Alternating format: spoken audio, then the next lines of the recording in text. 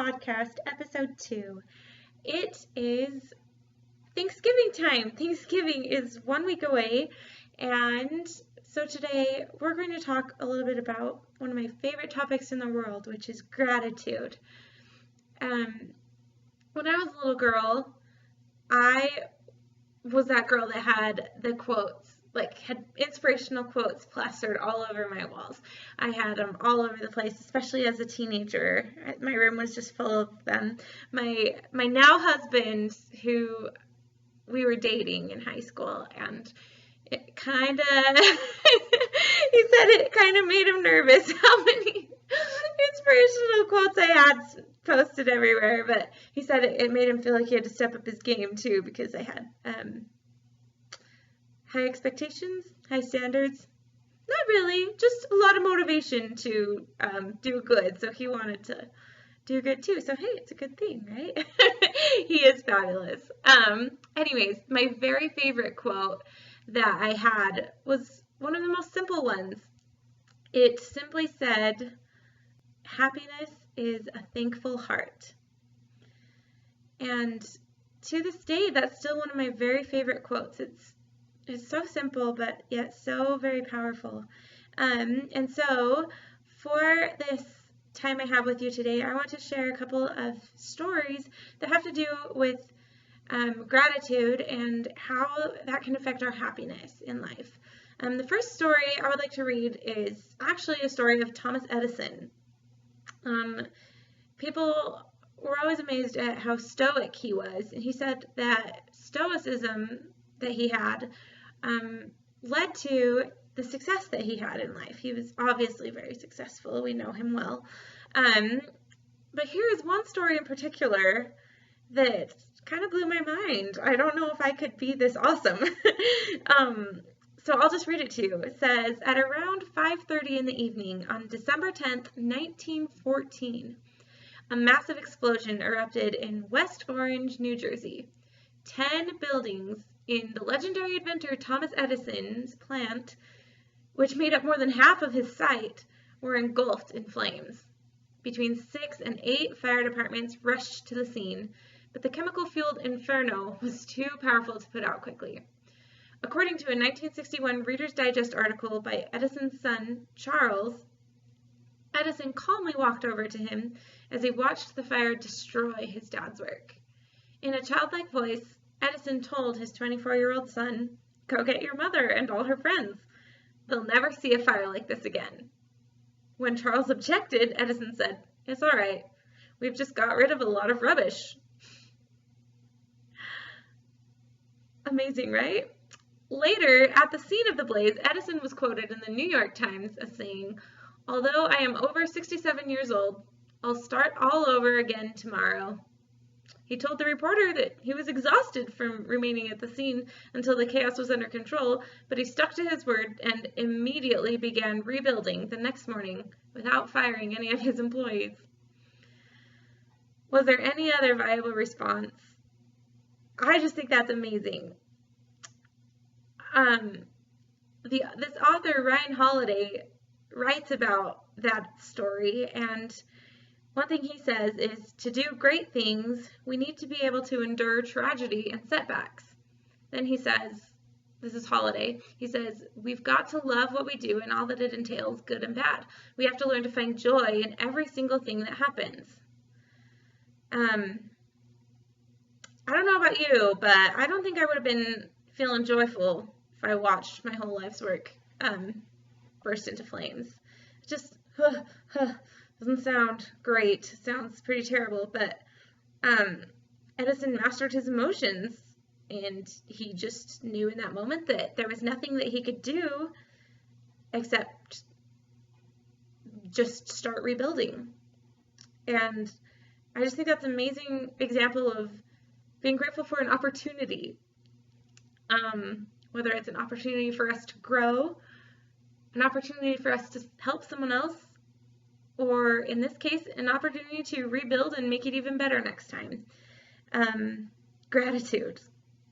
And that contributed to him being, as they said, stoic And it's just amazing. Now I'll share with you the source. It was written by Richard Filoni on the businessinsider.com. That article was written. Now another story for you. A little more sensitive topic, and an even greater example of gratitude. Maybe you've heard of this story. It's by a lady named Corrie ten Boom, who was the author of the book The Hiding Place. She was a Christian during World War II, during the Holocaust, and she was hiding Jews, and she got caught and she got placed in a concentration camp with her friend Betsy. So this story is from that time, and it's called Betsy and the Fleas. She says, "We lay back, struggling against the nausea that swept over us from the reeking straw. Suddenly, I sat up, striking my head on the cross slats above. Something had pinched my leg. 'Fleas!' I cried. 'Betsy, the place is swarming with them.' 'Here, and another one!' I wailed. 'Betsy, how can we live in such a place?' 'Show us how.' It was said so matter-of-factly it took me a second to realize she was praying. More and more the distinction between prayer and the rest of life seemed to be vanishing for Betsy. 'Corrie,' she said excitedly, 'he's given us the answer before we asked, as he always does. In the Bible this morning. Where was it? Read that part again.' I glanced down the long, dim aisle to make sure no guard was in sight, then drew the Bible from its pouch. It said, 'Rejoice always, pray constantly, give thanks in all circumstances, for this is the will of God in Christ Jesus.' 'That's it, Corrie, that's his answer,' said Betsy. 'Give thanks in all circumstances.' That's what we can do. We can start right now to thank God for every single thing about this new barracks." I stared at her, then around me at the dark, foul-aired room. "Such as?" I said. "Such as being assigned here together," she said. I bit my lip. "Oh, yes." "Such as what you're holding in your hands," she said, and I looked down at the Bible. "Yes, thank you, dear Lord, that there was no inspection when we entered here. Thank you for all these women here in this room who will meet you in these pages. Yes," said Betsy, "thank you for the very crowding here, since we're packed so close that many more will hear." "All right." Then Betsy said, "And thank you for the fleas." The fleas! This was too much. "Betsy, there's no way even God can make me grateful for a flea." And she quoted, "Give thanks in all circumstances." It doesn't say in pleasant circumstances. Fleas are part of this place where God has put us. And so we stood between tiers of bunks and gave thanks for fleas, but this time I was sure Betsy was wrong. It goes on, and Betsy says, "You know, we've never understood why we had so much freedom in the big room. Well, I've found out. That afternoon," she said, "there'd been confusion in her knitting group about sock sizes, and they'd asked the supervisor to come and settle it, but she wouldn't. She wouldn't step through the door, and neither would the guards. Do you know why?" Betsy couldn't keep the triumph from her voice. "Because of the fleas." That's what she said. That place is crawling with fleas. My mind rushed back to our first hour in this place. I remembered Betsy's bowed head, remembered her thanks to God for creatures I could see no use for. And there again, we have an amazing example of gratitude. And look, they were right to be grateful for the fleas, because they were granted privacy and freedom, and they were able to keep their precious Bible with them, because the guards didn't want to get the fleas. So something that can seem so terrible in any moment, there's a bigger picture, and maybe it's good. Somehow we can't understand why, but maybe good can really come from everything. And if we can practice gratitude, we can be able to understand that on a deeper level. The last story I want to share is a piece of my own story. I haven't shared this on this podcast yet, but I had a personal trial recently, and I now use a wheelchair. Basically, it's a long story, but I was diagnosed with pelvic girdle pain and osteitis pubis in my last pregnancy. That was a year and a half ago. My sweet little boy is now 18 months old, and about 2 months before he was born, I couldn't walk anymore from pain, and I didn't know why. I couldn't understand it, and it was a really difficult 2 months. But I had a light at the end of the tunnel. I knew that, and I was told by my doctor that once my baby was born, the hormones would regulate, my ligaments in my pelvis would tighten up again, and I'd be able to walk. So I just, lots of people have hard pregnancies. I was stuck in bed for the last 2 months of mine. That's not that abnormal. So I dealt with it, and I waited it out, and I pushed through, and I had my beautiful baby boy. And I was so excited to be his mom, and I have an older boy as well that's turning 3 this week. So he was 17 months old when my second baby was born. They were close together. I was so excited to be their mom and to be able to run around with them and play with them. And as it turned out, after my baby was born, I kept waiting to get better, and it didn't happen. It actually went the opposite direction, and where I could walk a little, it turned out I got to a point where I couldn't at all. And so I went to the doctor, and he confirmed my diagnosis once again with osteitis pubis and pelvic girdle pain, which happens because the ligaments in your pelvis loosen up too far and everything starts shifting. Mine had gotten so bad that the ligaments got damaged, and my pelvis was shifting against itself and grinding. So it caused arthritis, which is basically the inflammation of your joints, and so it kind of eats away at your joints and the cartilage there, and that's why it was so painful. He prescribed me physical therapy, and I went for 6 months, and they thought at first, oh, give it 6 to 8 weeks. You'll be back on your feet. You'll be doing great. And I did improve. It got me stronger. She trained my muscles to compensate for my ligaments, but that was all. The ligaments never healed. We looked at lots and lots of options and tried lots of options, but turns out that it just wasn't going to get better. And I still have hope that somewhere down the line either technology will improve or we'll find another solution, but for now, I've made life work, and it was really difficult.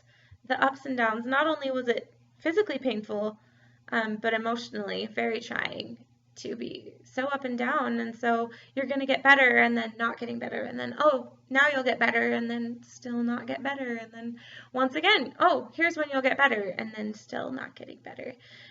It was very difficult, and I was trying to take care of a young toddler and a new baby, and I didn't know how. I had my wheelchair, which I was so grateful for because it meant that I could keep living life. And it's not really easy to sit down in a wheelchair and go out in public. Turns out you feel eyes on you everywhere. If you've ever been pregnant and you feel people staring at your belly, try sitting in a wheelchair. Yeah, people stare. And I wasn't just a girl in a wheelchair. I had 2 little babies with me. I'm quite a scene wherever I go. And I had to learn a new level of confidence, but also a new level of gratitude, because look how blessed I was to have these 2 healthy little boys that I loved with my whole heart. They make my whole world. And look how blessed I am to be in a time where there's modern technology and I can have a wheelchair. That means I can get out of the house and I don't have to stay cooped up on the couch the rest of my life because I can't walk. I have this chair that can wheel me around. I got to a point with physical therapy where I can walk around my house as long as I rest often in between. And so I can walk a little bit, and I can get out of my chair, and I can sit with my boys, and I can snuggle them, and I can hold them, and I can play with them. And I have a lot to be grateful for. I have a wonderful husband. I have a wonderful home, and I have a wonderful little boys. I have a wonderful life. And I had to change my perspective because, yes, there was this very difficult trial, but it also opened up my eyes to just how blessed I am in so many other aspects of my life. And that gratitude was what made it okay. I was able to be happy. And I had to stop looking at my situation as a problem to solve. I had to accept it for what it was and then choose to be grateful for everything else. And over the past year and a half, I have realized just how powerful the viewpoint of gratitude can be in life. It's two viewpoints. And we don't have to look at life as a fight. We don't have to look at life as a series of problems to solve and trials to overcome. That perspective, I feel like that turns life into something that we must pass through rather than something to appreciate and enjoy.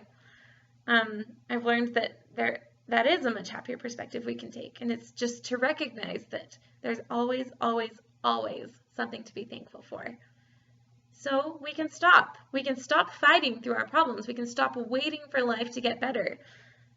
We just need to open our eyes to see that we are already in this moment so very blessed, so very fortunate. So, in celebration of this beautiful Thanksgiving holiday and in reflection of my own life and the trials that I've had the past year and a half and the lessons I've learned from it, I have written a song, and it is called A Prayer of Thanksgiving. There's two ways to look at this world, and I have a new appreciation for the gratitude way to look at it. When I stop fighting and simply say thank you, everything becomes okay.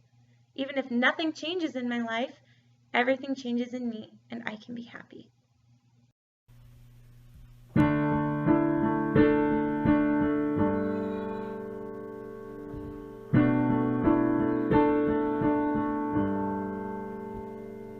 There's two ways to look at this world.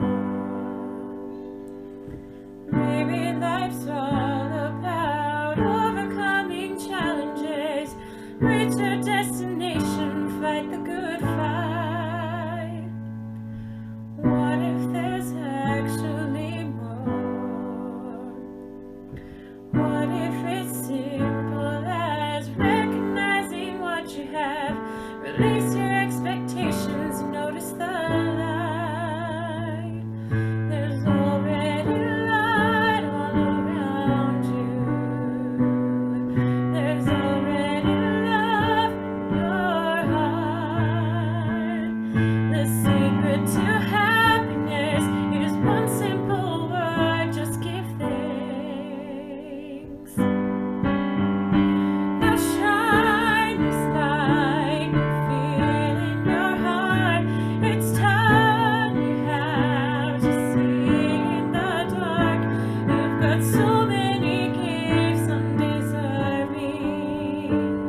Just offer a prayer of thanksgiving.